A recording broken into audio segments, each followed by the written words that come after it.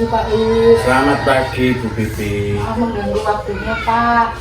Saya di sini mau minta izin untuk menyelesaikan tugas saya di modul 3.1 guru penggerak. Apakah Pak Wid bersedia untuk saya wawancarai hari ini?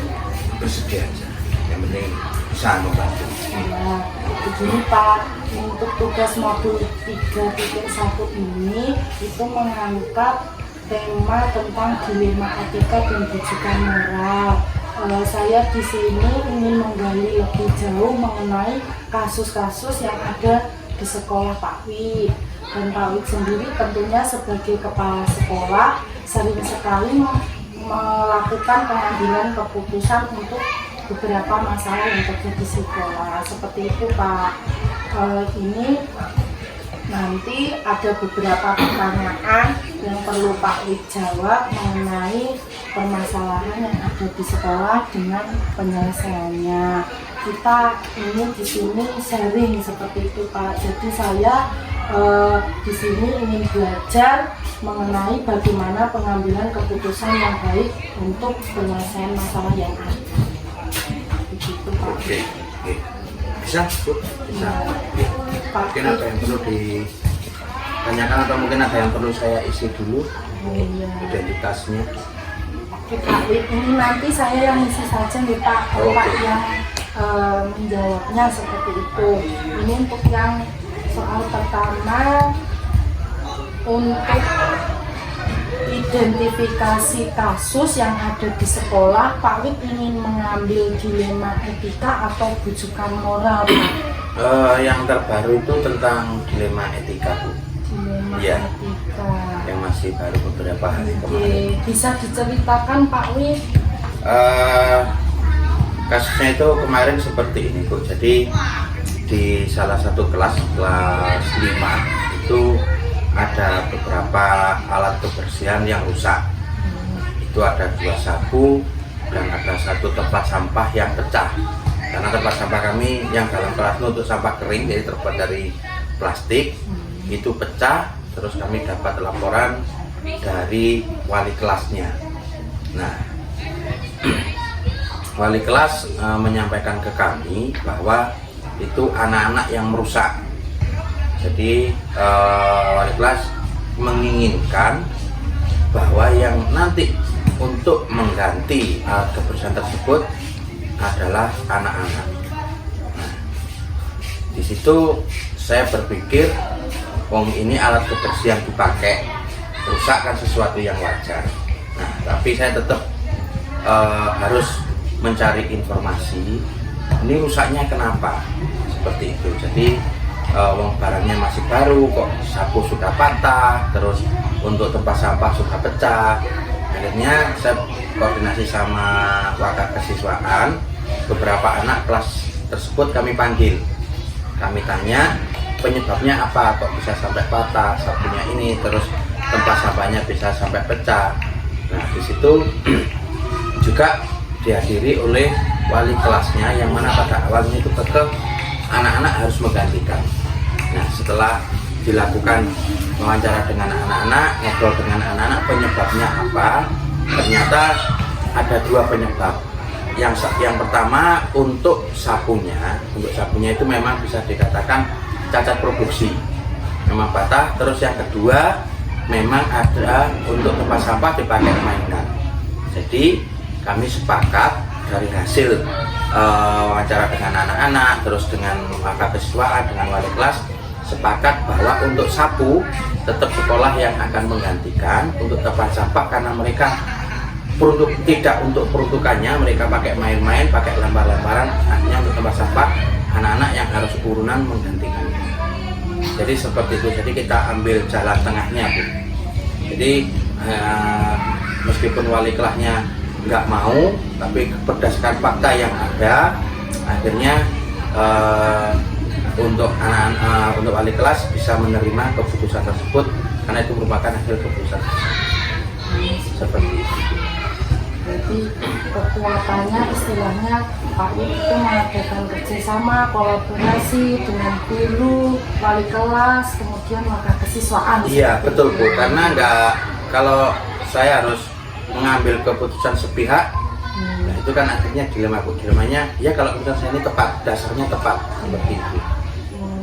Jadi harus untuk pengambilan keputusan kita nggak bisa meskipun kadang-kadang dilemanya itu seperti ini, saya harus melawan keputusan dari wali kelas yang meminta ini anak-anak harus mengganti.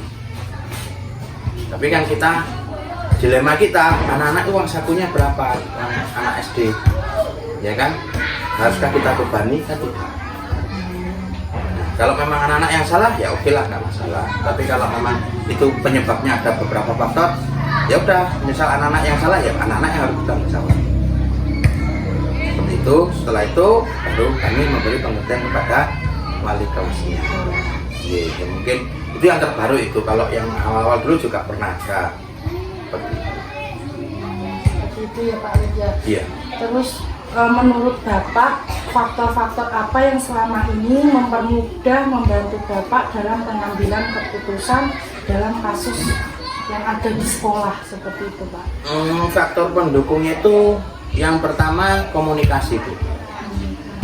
Yang pertama komunikasi, yang kedua keterbukaan, nah yang ketiga kejujuran. Jadi komunikasi maksudnya semua anggota tim itu mampu atau bisa mengkomunikasikan tentang hal-hal yang terjadi. Bisa dikomunikasikan, nah baru nanti dibahas sama seperti apa ini untuk mencari solusi dari permasalahan ini. Dan yang terakhir itu tentang kejujurannya. Kejujurannya itu memang real, nah, maksudnya real apa adanya yang disampaikan. Jadi tidak istilahnya tidak dibuat-buat lah. Untuk situasinya, misal ada situasi ini nih di salah satu kelas, tidak didramatisir, jadi memang real, aktual. Situasinya seperti itu, jadi dalam pengambilan keputusan nanti harus dibuat seperti apa kelas ini, itu lebih enak. Iya. Terus tadi saya kan mendengar Pak Wid itu mengajak kerjasama ke guru atau kesiswaan atau wali kelas ya Pak ya. Itu apakah ada waktu tersendiri atau seketika pas ada kejadian Bapak langsung memutuskan? Prosedurnya, adakah prosedurnya seperti itu? Untuk prosedurnya memang ada Bu. Jadi kami dalam minimal dalam 1 minggu itu 3 kali kita mengadakan komunikasi dengan dengan wali kelas, dengan wakaf kurikulum, kesiswaan, dengan humas dan dengan Sarpras. Itu kami selalu berkoordinasi. Nah, semisal ada kayak kasus yang kemarin itu tentang sapu, alat-alat kebersihan, itu wali kelas menyampaikan kami, jadi di saat itu juga kami kumpulkan. Jadi biar cepat selesai. Karena kalau dibiarkan, misalnya berlarut-larut, kita tunda besok, 2 hari lagi atau apa, akhirnya kan tidak cepat selesai. Jadi memang ada waktu khusus jika ada kasus secepatnya diselesaikan. Seperti itu. Ini Pak, dari yang Bapak sampaikan dari awal sampai akhir, pembelajaran kiranya sebagai pemimpin dalam pengambilan keputusan itu seperti apa Pak? Pak Wid selama ini kan banyak sekali mengambil keputusan di setiap masalah yang berbeda. Itu menurut Pak Wid yang Pak Wid rasakan itu seperti apa sebagai pemimpin selama ini? Dalam pengambilan keputusan selama ini yang saya rasakan ya kadang-kadang sering sekali bertentangan dengan hati nurani. Hati nurani dalam artian aduh kasihan ini salah, tapi memang si anak ini memang salah, ya udah kita kasih nilai salah karena memang salah. Kadang-kadang guru pun juga seperti itu. Jadi kadang-kadang guru ada yang istilahnya dalam mendampingi anak-anak ada yang kurang pas, meskipun teman profesi sama-sama guru, di hati juga nggak enak mau menyalahkan, tapi secara peraturan salah, ya udah saya sampaikan salah. Beliaunya yang bersangkutan kami panggil, kami kasih tahu, ini di poin ini kurang sesuai, standarnya seperti ini, kami kasih tahu. Jadi biar ada perbaikan seperti itu. Jadi kami selaku pimpinan tidak hanya bilang Anda kurang pas, tapi ada dasarnya. Kenapa saya bilang kurang pas seperti itu? Ya, jadi yang bersangkutan di saat kami tegur bisa menerima karena memang tidak sesuai dengan standar yang telah ditentukan. Begitu. Pak Wid luar biasa sekali. Jadi saya di sini dalam belajar pun memperoleh pengalaman baru dari apa yang sudah disampaikan Pak Wid.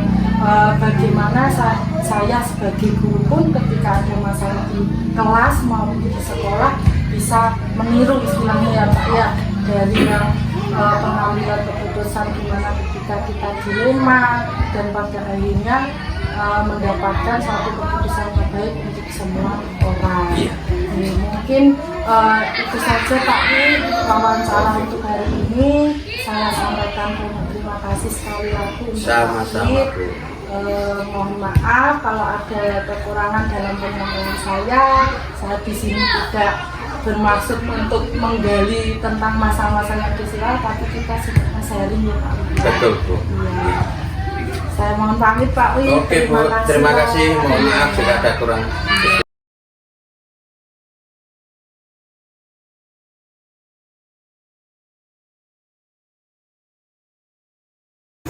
Selamat pagi Pak Wahyu. Selamat pagi Bu Bebe. Terima kasih mengganggu waktunya Pak.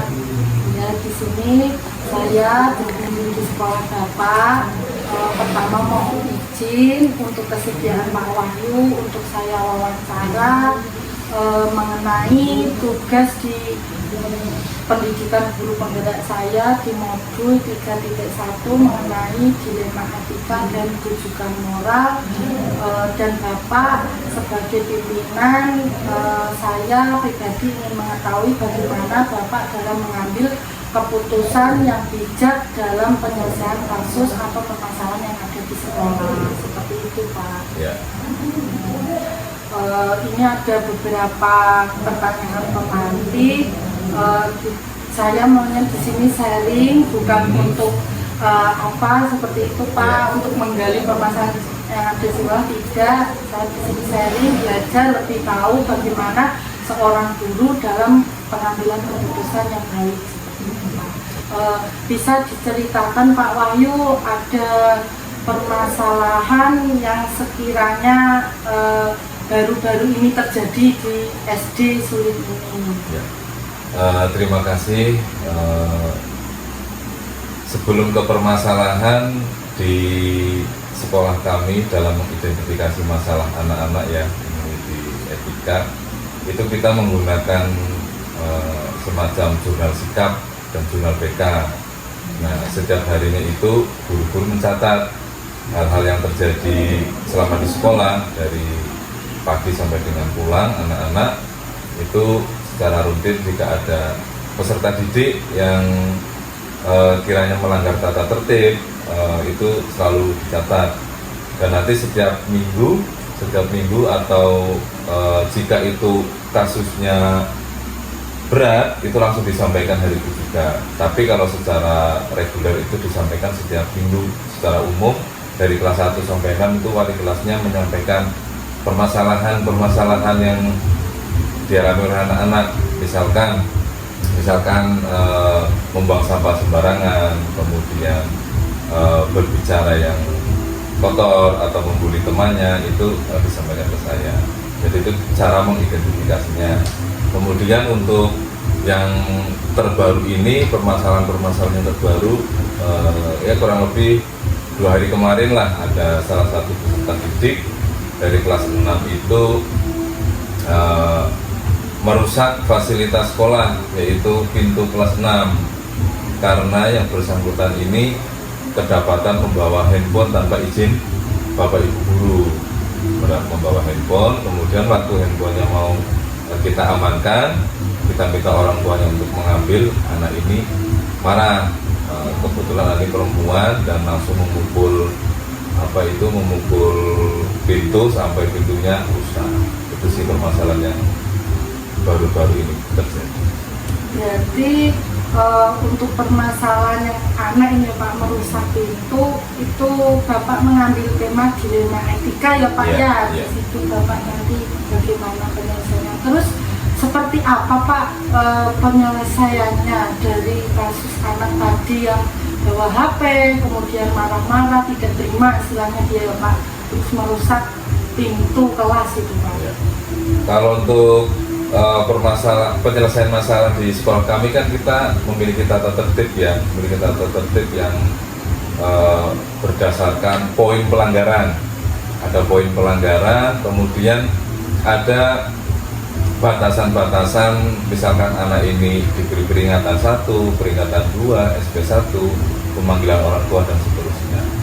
Kalau untuk poin 35 itu peringatan 1 di sekolah kami. Misalkan anak ini sering melanggar, sudah dapat 35 poin, itu kita berikan peringatan. Kemudian jika nanti sudah poinnya 50, itu kita berikan peringatan 2. Tadi 35 peringatan 1 ya, 35 peringatan 2. Kemudian 35, 50, 75 poin itu peringatan 3.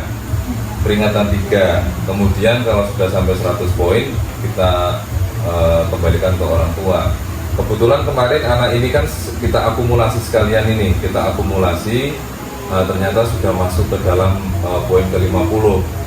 Sudah masuk ke poin ke-50 karena sifatnya ini juga sudah emergensi dan kelas 6. Jadi cara mengatasi masalahnya ya kemarin kita panggil orang tuanya. Kita kita selesaikan supaya anak ini satu lebih diawasi lagi di rumah. Misalkan sebelum berangkat itu orang tua memastikan barang bawaan apa saja yang dibawa oleh anak-anak, apakah ini melanggar tata tertib atau tidak. Kan orang tua setiap awal tahun kan kita sosialisasikan tata tertib.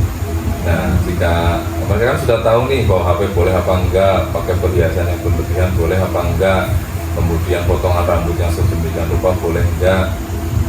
Nah, jika orang tua mengetahui bahwa barang bawaan anak ini tidak diperbolehkan, ya jangan dibawakan. Jadi kita berikan semacam edukasi ke orang tua bahwa tata tertib di sekolah itu memang harus dilaksanakan semata-mata demi kedisiplinan anak-anak. Jadi menurut peraturan seperti itu ya Pak pengambilan keputusannya. Terus menurut Bapak selama ini dalam menghadapi kasus-kasus yang ada di sekolah, apa saja sih Pak yang menjadi tantangan bagi Bapak dalam pengambilan keputusan tersebut Pak? Ya, yang namanya keputusan itu kan pasti pro dan kontra Bu ya, pro dan kontra, dan kita berhubungannya langsung itu dengan wali murid, dengan masyarakat. Kebetulan kita di wilayah perkebunan ya dengan manajemen perkebunan, jadi beban moralnya itu lebih tinggi lah, dan kita harus lebih bijak dalam mengambil keputusan. Tentu saja di samping tata tertib itu sendiri kita tegakkan, dan kita musyawarahkan dengan Bapak Ibu guru pasti sebelum kita panggil orang tua kan kita rapat dulu nih dengan Bapak Ibu guru, case-nya seperti ini, silakan beri masukan. Ya dalam forum diskusi itu ya pasti ada pro dan kontra kan. Ada Bapak Ibu guru yang Pak keluarkan saja, Pak dibantu dulu dibina dulu, dikonseling dulu dan seterusnya. Nah dari situ tantangan yang membuat saya kadang-kadang secara sisi manusiawi ya kasihan. Anak ini kalau harus sampai dikeluarkan misalkan, tapi di satu sisi sudah memenuhi poin harus dikeluarkan, misalkan di situ saya harus mengambil keputusan yang kadang-kadang dilema. Akan tetapi karena kita sudah by proses tidak serta-merta anak ini langsung dikeluarkan, tapi diproses dulu. Misalkan sudah kita berikan konseling, sudah kita panggil orang tuanya, peringatan 1, peringatan 2 masih tetap melanggar, ya kalau memang di tata tertib itu sudah memenuhi unsur anak ini harus dikembalikan, ya kita kembalikan. Tapi sejauh ini di SD kami belum pernah kita sampai mengembalikan anak. Syukur alhamdulillah masih bisa dibina walaupun butuh perhatian khusus anak-anak yang seperti itu. Berarti Bapak intinya ketika ada masalah siswa dengan siswa-siswa yang di sini itu tidak diselesaikan waktu itu juga tidak ya Pak, berarti adanya koordinasi Ada tadi koordinasi. yang Bapak sampaikan, berarti istilahnya ada jadwal ya Pak ya, prosedurnya Ada. jadwal untuk koordinasi dengan Bapak itu. Ya. Jadi kalau berbicara jadwal koordinasi kan setiap hari 6 hari kerja Senin sampai dengan Sabtu kita kan selalu ada briefing pagi, briefing siang. Ya, di briefing pagi kita rencanakan apa saja yang mau dilakukan hari ini. Misalkan ada tugas apa, guru A kemana, guru B bekerja apa dan seterusnya. Nanti di briefing siangnya kita evaluasi bagaimana kesepakatan kita tadi pagi apakah berjalan dengan baik, jika ada kendala apa, plus temuan-temuan terkait anak-anak. Tadi ada apa saja dengan anak-anak, perkembangan, dan itu perkembangan yang positif atau perkembangan yang negatif kita diskusikan di siang. Jika ada masalah seperti tadi itu tentang etika anak yang kurang baik atau melanggar tata tertib, kita diskusikan di forum itu.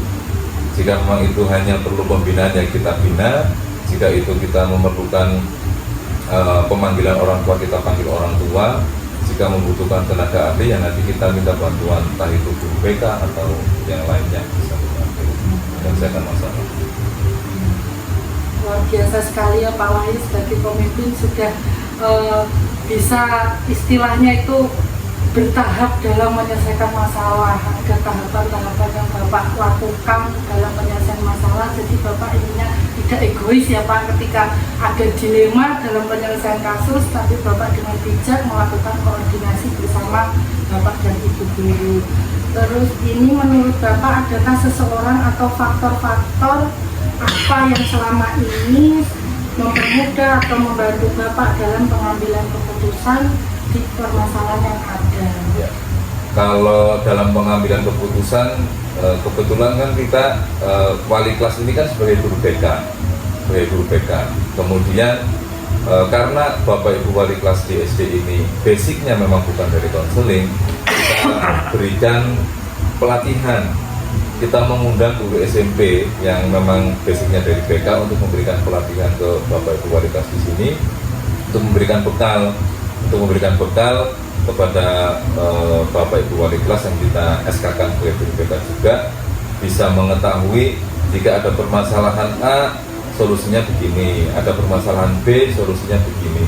Jadi dengan begitu nanti saat ada permasalahan dengan anak atau di sekolah atau dengan siapapun, saya bisa berkoordinasi lah dengan guru-guru yang tadi sudah saya berikan pelatihan ke guru BK kita di sini. Intinya komunikasi, keterbukaan itu ya Iya. Pak, sama kejujuran ya Pak ya, faktor pendukungnya ya Pak. Iya. Kemudian Pak, pembelajaran apa yang bisa Bapak petik dari pengalaman Bapak ketika mengambil keputusan? Kalau pembelajaran yang pertama pasti jadi lebih sabar, kemudian bijaksana, dan yang pasti tidak semua anak itu tidak bisa dirubah. Yang namanya anak itu pasti bisa berubah, karena fitrah seorang manusia itu kan baik sebetulnya. Kalau anak ini dalam keseharian tidak baik, melakukan pelanggaran pasti ada yang salah, entah itu di sekolah atau di rumah. Nah itu yang kita telusuri, kita cari akar permasalahannya, kita selesaikan. Dengan begitu saya yakin semuanya akan baik-baik saja. Luar biasa sekali Pak Wahyu. Jadi saya di sini sebagai guru pun ini ilmu baru bagi saya Pak, dalam saya pembelajaran nantinya ada masalah bisa mengingat apa yang sudah disampaikan Bapak tadi sebagai pembelajaran untuk saya tentunya.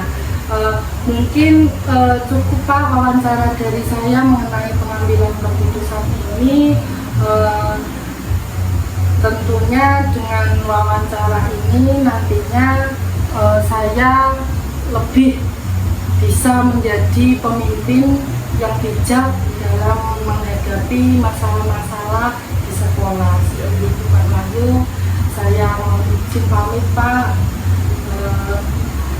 Cukup sekian Pak, terima kasih. Terima kasih, semoga itu sukses ya, segala urusannya dilancarkan dan menjadi seorang pendidik yang bisa mengabdi kepada